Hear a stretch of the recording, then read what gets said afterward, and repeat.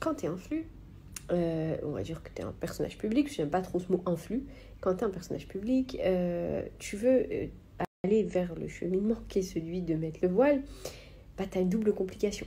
Déjà, dans un premier temps, toi en tant que femme, il faut assimiler tout ça, il faut te mettre en condition, hein. Ça veut dire que c'est pas une décision qui est facile, mais on va parler que du côté pour l'instant personnalité publique. Donc tu te dis, voilà, ok, je vais parler de ça sur mes réseaux sociaux.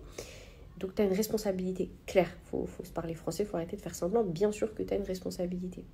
Mais là, bah, tu fais face à toutes les critiques de tout le monde. Bien sûr que c'est plus facile et t'es beaucoup moins critiqué quand t'es nu, quand t'es sur OnlyFans et tout, que quand tu mets le hijab. Mais c'est pas la faute des gens, c'est Shaitan ça. On voulait pas, cette story va beaucoup s'adresser aux musulmanes, puisque bah, je vais parler d'un sujet qui concerne les personnes qui sont musulmanes, qui vont faire ce cheminement-là, qui est le hijab. Du coup, pour les personnes qui ne sont pas musulmanes, je sais qu'elles sont nombreuses à me suivre, eh bien j'espère quand même que vous comprendrez un petit peu, je vais essayer d'employer des termes qu'il faut. Donc, effectivement, quand une fille sur les réseaux sociaux décide de mettre son hijab, eh bien forcément elle est attaquée. C'est triste, c'est pas quelque chose qui est logique, c'est-à-dire que c'est pas quelque chose qu'on devrait faire, mais c'est vrai que dans notre communauté, il faut savoir avoir un regard critique sur notre communauté pour pouvoir éventuellement avancer. Eh bien, dans notre communauté, il y a des gens qui n'ont pas compris que faire un rappel, ça devait se faire avec bienveillance, en apportant un exemple à suivre, qui est celui de notre prophète alayhi salatu salam, normalement. Mais il y en a qui en ont rien à faire et qui vont directement au front, qui critiquent, qui sont très durs. Et effectivement, ça, c'est quelque chose qui est pas bien. C'est normal. C'est vrai, quand t'es une femme, tu vois, c'est compliqué. Tu te manges des critiques et tout. Bon, les filles, elle est influenceuse. C'est un être humain, comme vous, comme moi. Quand elle a décidé de se voiler, oh, c'est pas facile. Qu'on le veuille ou non, on va pas faire les hypocrites. C'est pas facile. On est toutes des femmes, on a toutes des cheveux, on a toutes envie de se mettre en valeur parce que dans cette société, malheureusement,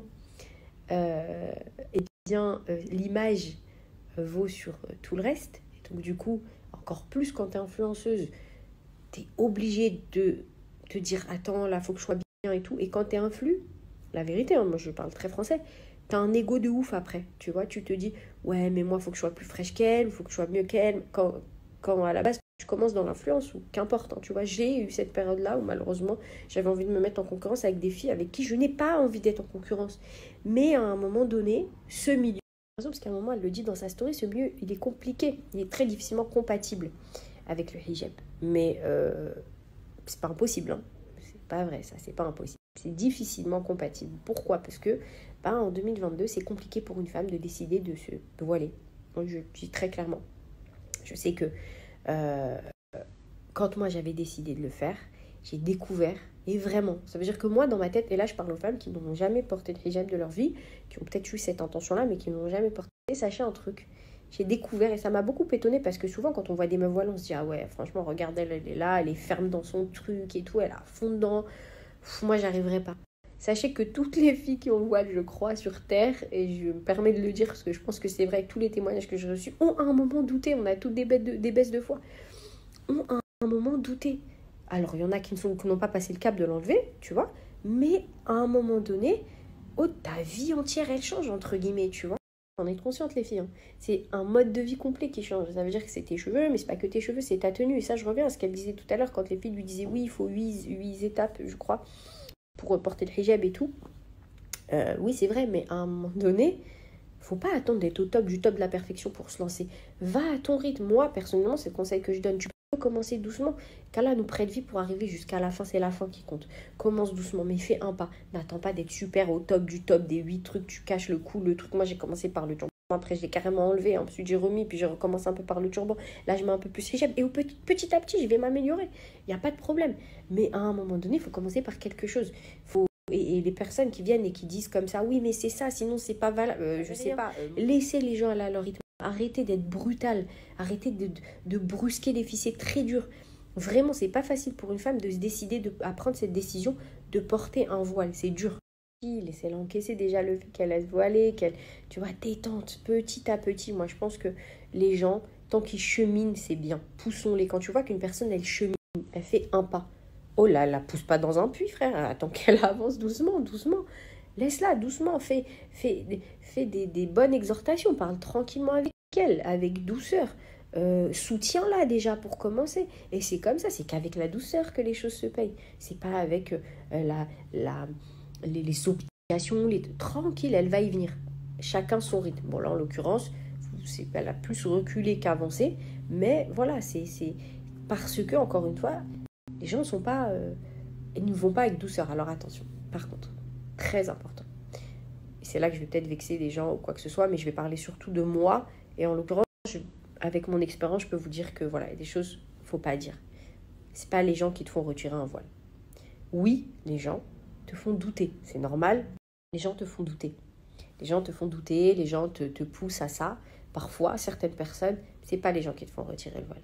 Quand tu retires ton voile, c'est ta décision. Ta décision, elle t'est propre et elle t'appartient.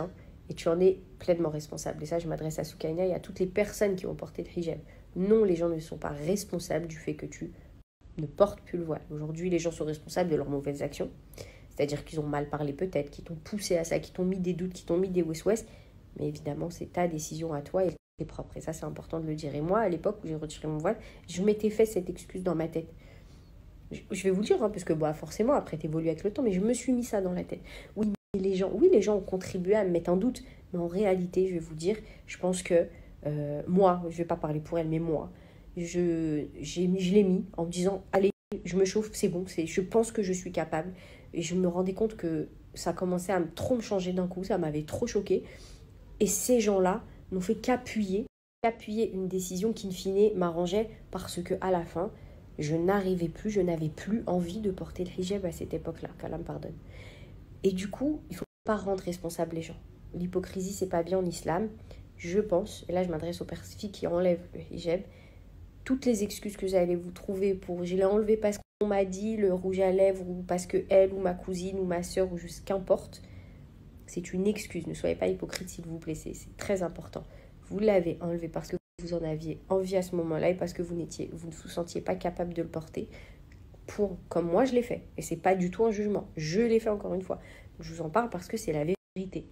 Quand tu as une foi qui est suffisamment forte et quand tu es convaincu de la raison pour laquelle tu la portes, mais montez, descendez, il n'y a personne qui va te le faire enlever. J'ai remis le hijab, j'ai eu 2 fois plus de critiques. Voile décapotable, un jour tu le mets, un jour tu l'enlèves, c'est sûrement pour la religion, et t'as des ongles, et t'as des mains, et t'as une bouche, et t'as rien à foutre.